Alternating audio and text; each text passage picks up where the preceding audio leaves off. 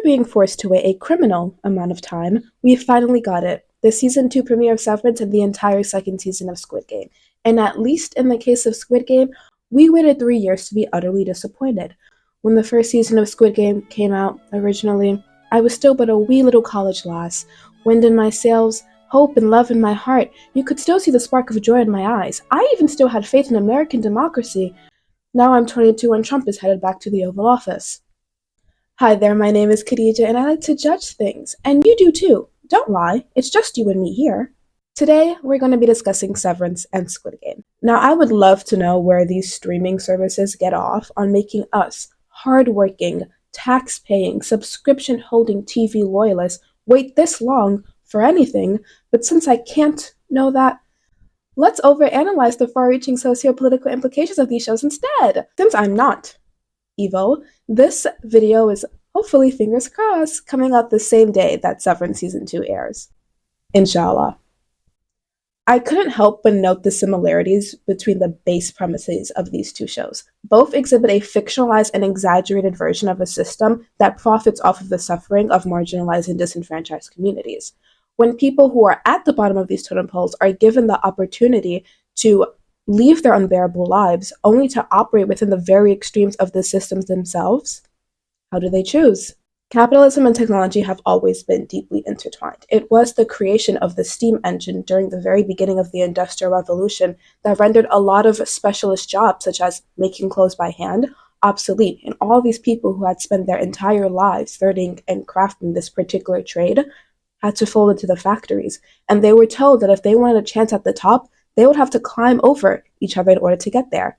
That created the working class versus the upper class. Severance explores how technology can fundamentally alter society, while Squid Game explores that development of an individualistic mindset that is so effective at maintaining this hierarchy. Spoiler alert! There are spoilers ahead. Nothing is really off limits right now. I will be talking about anything I feel is necessary to make my point. So if you haven't seen these two shows, I really recommend that you go see them, especially Severance. They are not only two of the biggest shows to have come out in streaming history, but they are genuinely worth the hype. Except for the second season of Squid Game. Squid Game originally aired in September of 2021 on Netflix, and it took the world by storm. It displays human beings who are so incredibly desperate for money, believing that the lack of such is the cause of all their problems, that they would risk death and watch other people die in order to have the slimmest of chances at getting money. It explores the depth of human nature, the dark side, the evil, the greed. But who's truly greedy and immoral? The people who have been so ravaged by society they feel the need to do this, or the people who control the games, the people watching and delighting from their ivory tower as poor people kill each other? The very people who sustain their fortunes in the first place, fighting like dogs to the death. These people are motivated to do all this, the people who are in the games, by the hope of social mobility, the opportunity to be one of the people in the ivory tower, the evil people who did this to them to begin with. They hope that they will be talented enough, special enough, cool enough. That is the very meritocratic, individualistic mindset that is at the crux of capitalism. And the game makers say all they did was make the game. Its players choose to participate. The Squid Game itself is a representation of the system of capitalism, the people at the top and the people at the bottom. And it does a very good job at recreating the real life dynamics of how capitalism affects the people at the bottom. They continue to tap dance for the people at the top for any proximity to their wealth. But they fail to realize that it is their very existence at the bottom that makes this system possible to begin with. What makes this show so interesting, though, is that the Squid Game players themselves are not your perfect victims. They're not the sweet, innocent kids we see in the Hunger Games. They are suffering from financial insecurity because a lot of them have gambling addictions or issues managing money, something that, yes, you can say is enforced upon them by society, but some people would say is their own fault. And that is exactly why they were targeted, because the game makers knew that they would do whatever it takes for one last gamble. Each time they win, they grow more and more confident and even more motivated to do another game. And in the second season, they have the opportunity of voting to continue the games after every round, simply to reiterate the point, one more game, and also to turn the players against each other so they don't see who the real villain is. the game makers up top. Squid Game Season 2 reveals that they don't just recruit for players, they also recruit for soldiers, which is a very interesting turn. Now our system is not just the elite and the losers, it's the losers keeping each other in check. Now we have a middle class dynamic. Inho plays a special role, the frontman posing as a player. You'd think Ginho would be more suspicious given the last player won, but no. Inho attempts to quell any goals to help the player, voting to continue the games after the first round when he was the deciding vote, similar to what happened in the first season, and any attempts that they have to rebel. The one thing that this system cannot withstand is if the working class, the people who outnumber the elites, were to fight back, were to realize their power, were to realize that they are more than just individuals and work together. Instead, they are led to believe that their best bet is to simply play the game. When the rebels do rise up towards the end of the season, it inverts the pyramid. Now it is the lowest class that has the numbers, that has the power. Now the elites are scared. Blood also plays a prominent role in Squid Game. It is literally everywhere. It is all that is left of these people who die and then washed away. Their sins, their lives, their essences. It embodies fear, but it also literally represents money.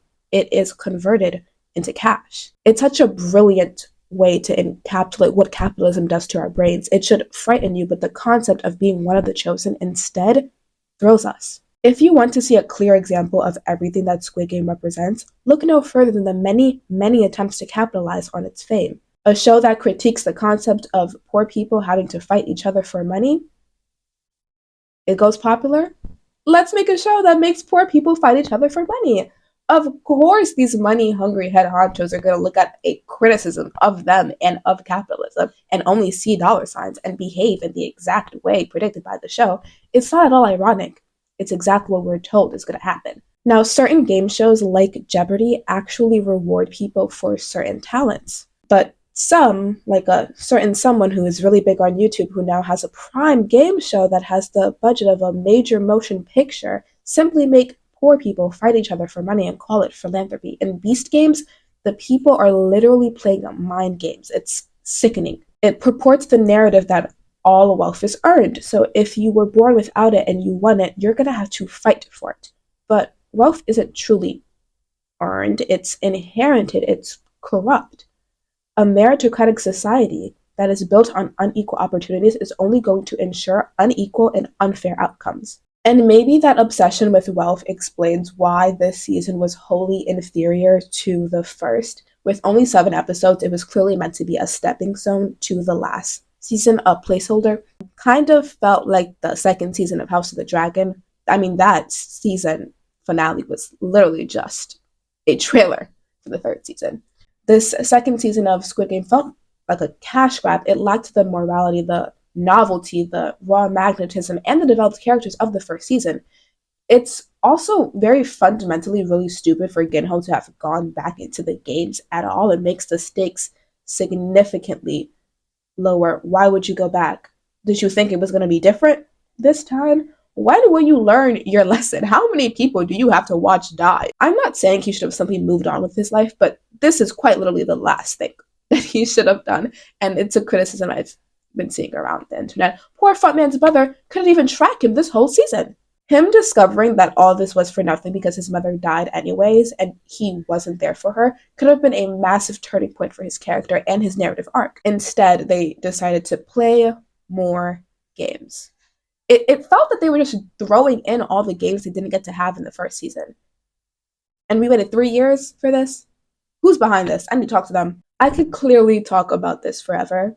Let's talk about severance. Severance is about employees at the severed division of Lumen who have undergone the severance procedure, a surgery that divides their memories between work and home, so that whenever they arrive at work, they have no memory of who they are, and whenever they leave work, they have no memory of what it is they've been doing.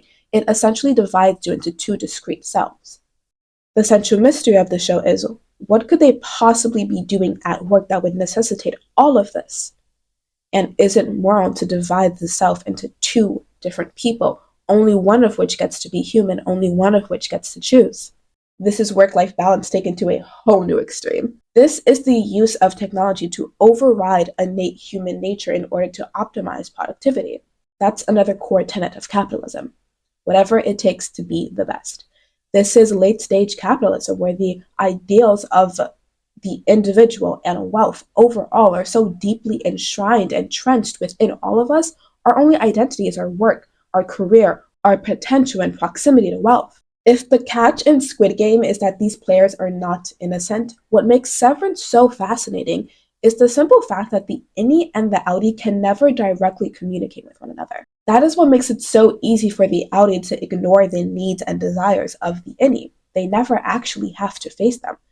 Just like how the top 1% never have to face the other side of what makes their lives so comfortable, so wonderful, the people who suffered to make that possible. The outies probably imagine that their innie is simply them, but without their life experiences, without their knowledge, they can't actually be them. That's why, for instance, Helly's innie seems so different from her outie in terms of their personalities and demeanors. And as Helly says to her innie, you are not a person. It doesn't read as too different to how some parents treat their children, believing that they and they alone have the right to control their child's actions, but children do lack the expertise to make their own decisions, and they do need a guardian. But they still have rights. Forcing your innie to do nothing but work they can never leave is a violation of those rights. Poor Helly thought she was dead, and then she wanted to die. Look at the disorientation that outie Helly has in the stairwell when she realizes her innie is trying to leave. The discomfort she has, seeing that someone else was doing something with her body. That is how her innie feels every second of her life. But it's interesting, in Severance, they're fighting for this at a political level. There are people who think that Severance is really, really good and that they should have it. It makes their lives easier. But as always, at what cost? These poor innies literally do die if they retire or if they manage to resign. Once the company is done with them, they discharge them. They use them as devices of labor. It's indistinguishable from slavery. What on earth could this company be doing that would warrant such drastic measures? That is the question no one really seems to be asking. It shocks me when Mark says, I think Lumen is up to something. You mean they weren't performing surgery on their employees so that they would forget they were grooming puppies all day? I'm shocked. It only took you 2 years to come to this term of the century revelation. You should be running this company. The concept of having this play out in a political setting is also fascinating, as it forces us to fully contend with the morals of Severance, but also the practicality. It reflects how many political debates tend to pit two things against each other: morals and human advancement. A lot of technology meets a lot of resistance because it is considered to be at odds with human life and thus immoral. But some of it can help us. Where is the line? Look at AI, which people argue poses an existential threat, not because it takes jobs, although that definitely is part of it, but also because these robots and technology can seriously grow to hurt people if left unchecked. This is no different than people losing their jobs because of the steam engine. It's the same battle again and again, but it grows increasingly more salient as technology becomes more and more powerful. I don't think technology in itself is evil, even though it has so much transformative power, or even that we have to be careful that it doesn't fall into the wrong hands. It's power. Power is always going to be a problem if allowed to grow unchecked. Checks and balances, right? That's what the American government says. Gosh. I'm reminded of that episode in Black Mirror, the most recent season, Joan is Awful, where the protagonist discovers that there has been a show made on her life and that she herself is actually in the show. She's an actor portraying someone else, and that the real her has given consent for her likeness to be used for all this. Someone else on the outside made decisions for her. Sound familiar? Lumen has a very cult-like feel to it. Its employees essentially view Kier, its founder, as a god, and his words, their Bible, as it is the closest thing that the innies have to any of that. It reflects how, in our world, your work, your job, your career is your religion, your faith, what gives you meaning and fulfillment. Maybe that's why Lumen wants to sever their employees, because that makes them that much more easy to control. Lumen represents how companies expect employees to dedicate everything to them. I mean, in the start of season 2, after the Mako data uprising, or whatever they call it. The Indians are just back to work like nothing happened, and from their perspective, literally no time has passed, and that is so relatable. Now, I've never worked an actual job, but I have gone to school, and everything about how schools are conducted teach us discipline and devotion as a precursor to working corporate careers. It's not about knowledge necessarily. It's not even about how to think. It's about planting seeds in order to control us. That sounds like a reach, but ask yourself this: how is it that so many people who have gone to elite institutions are still fundamentally stupid? Because in capitalism, knowledge is what it takes to dismantle the system, so we're not being taught knowledge. Knowledge is no longer sacred. Wealth is, greed is, power is.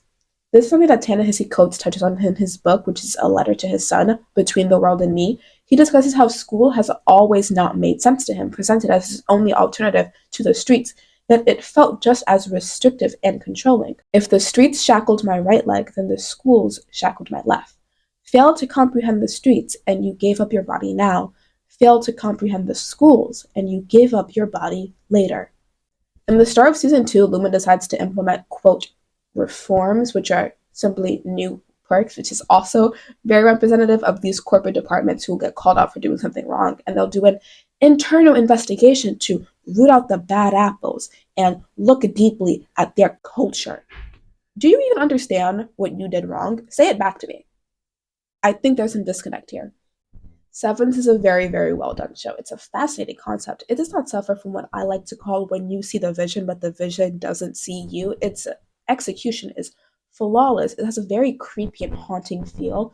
Just listen to the theme song, which is meant to reflect how Lumen really is everywhere. This vibe that it crafts through its music, its color scheme, its very, very impressive acting, its dialogue, everything about it. It allows for us to have a suspenseful and well-placed plot. It doesn't give you an ounce of information a second before you were supposed to have it. I'm very excited for the rest of season 2. When the first season ended, I, like everyone else, fell down the rabbit hole of theories and what's coming next. And I saw this really good theory that I thought made a lot of sense, that what MDR was doing was perfecting the severance chip in the people of the testing floor below them, and that the 4 boxes corresponded to the 4 cure emotions, or tempers, I think they're called, and the colors that we always see. And Mark was so good at his job because he was actually working on the chip of his wife, who he already knew very well. And I think the end of today's episode proved that. We'll just have to see.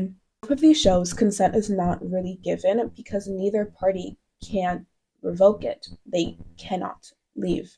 They claim they can. Innies can submit resignation requests to their allies, and the Squid Game players can vote. But no one individual person can make an individual choice for their individual self. The twisted truth of a capitalist society is that you are encouraged to behave in an individualistic manner, thinking only of what's best for yourself, but in reality, you are working for the gain of others. You don't actually get to win. It's the illusion of choice. Ginho returns thinking that if the others only knew the truth, they would do the right thing, which is insane because it didn't happen the first time, but what do I know? But also because they're not the problem. They're being manipulated. True reform must come from above, from within, from everywhere. The players think that just one more game will solve their problems. Who cares about the bigger issues at stake? Who cares how many people die as long as it's not them? It's not simply that they want to be the sole winner. They genuinely do not think they're going to die. Mark doesn't truly think about what's best for his innie. He thinks about what's best for himself. He takes the company at their word and assumes that losing 8 hours every day is going to help him get over his wife's death. Spoiler alert, it doesn't.